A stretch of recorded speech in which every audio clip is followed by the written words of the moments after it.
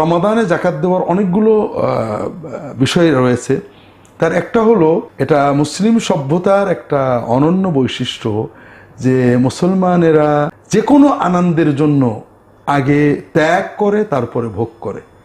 বর্তমান বিশ্বে যত আনন্দ আছে, যত উৎসব আছে, সব উৎসব ভোগমুখী, ত্যাগের কোনো নমুনা নেই। আনন্দ করতে হবে, এই ইসলাম দুটো বড় ঈদ দিয়েছে, আনন্দ করতে হবে। তুমি খাবে, আনন্দ করবে, এটা মূলত আনন্দ নয়। তোমার আশেপাশে গরিব মানুষেরা, সাধারণ মানুষেরা সবাই আনন্দ করবে, এটা নিশ্চিত করার পরে তুমি আনন্দে শরীক হও। এই জন্য জাকাত দেওয়াটা রমজানে দেওয়ার কারণে যেটা হয় যে মানুষেরা সবাই কিছু না কিছু সম্পদ পেয়ে যায়। যারা একটু দুর্বল রয়েছেন, অসহায় রয়েছেন, চিকিৎসা হচ্ছিল না, তারাও ঈদের আনন্দের জন্য পারিবারিকভাবে প্রস্তুত হয়ে যান।